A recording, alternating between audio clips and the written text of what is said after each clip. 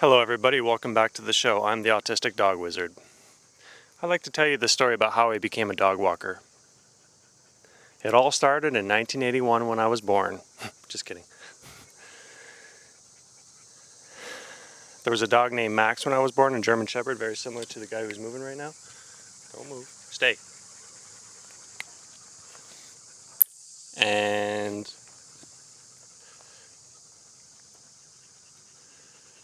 he hung around with me all the time, stood over me, followed me everywhere. I think he was my spiritual guide right from a baby. Fast forward, grandparents had a dog, both sides of grandparents. We had multiple dogs growing up as a child, and the thing I loved most as a child was dogs, and especially as a teenager as well. As a teenager,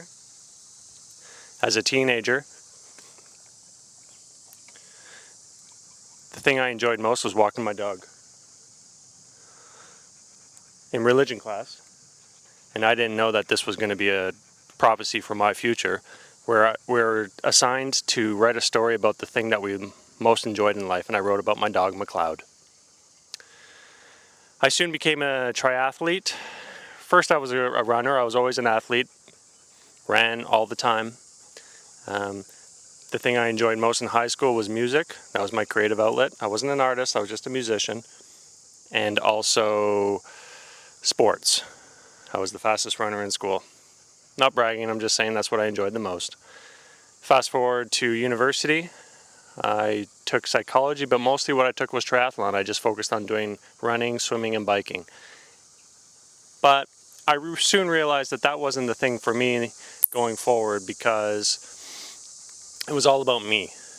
When you're an athlete, you tend to do things for yourself all the time, and you're not really doing things for others. And I didn't think that was quite the way to do things in life. So it took me a little while. I quit triathlon when I was about 25, and then by the time I was 30, I got a dog named Sasha, and I had to figure out her behavioral issues, and so that's what I started to do. Keep in mind, I didn't know I was autistic this whole time, so I had multiple jobs throughout my life as well, trying to figure out who I was and what I wanted to do. Sasha was the first dog who really showed me that this is what I wanted to do. I couldn't wait to get home from work just to take her for a 3-hour walk. And so I started to take a friend's dog for a walk. And then in 2007, I watched the show Cesar Millan, The Dog Whisperer, and I got hooked. That inspired me to do what I do today. I said, I want to do that. I want to work with rescue dogs. I want to rehabilitate dogs. I want to work with aggressive dogs. I want to just do this all the time. So I started to do that more and more and more. Started walking 3, 4, 5, 6 dogs. I had 3 jobs at the same time, working at a hotel. I'd go work at a kennel with horses and huskies, and then I'd come and walk dogs throughout the day as well. Gradually, I had to get rid of some of the other jobs because I wanted to follow what the thing I enjoyed most was, which was walking dogs and rehabilitating dogs. I hadn't had any rescue dogs by that point, aside from Sasha. I met Renee DeRuiter in 2014, I believe, and I had already started my photography career, which was intended to only photography dogs. Dogs were really started my creative passion in life, and I became an artist. I didn't know I was an artist, but apparently I was, the whole while.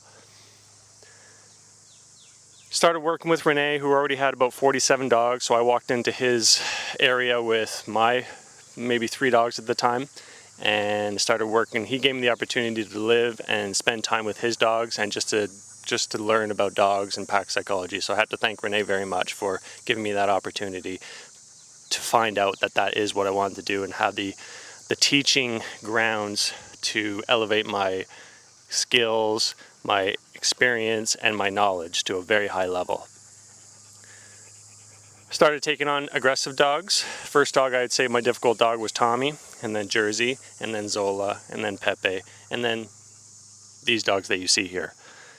Now I spend my days full-time walking a pack of dogs, living with a pack of dogs, and exercising client dogs, doing the most that I can for them in any given day, not for very much money, but what I get paid for is in spiritual karma.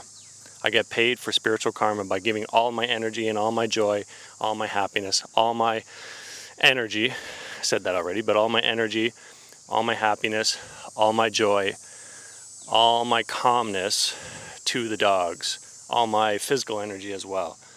And it really pays off. It really provides a life of fulfillment, and I couldn't be happier doing what I'm doing. So I hope you enjoyed the story. I'm going to continue doing what I do.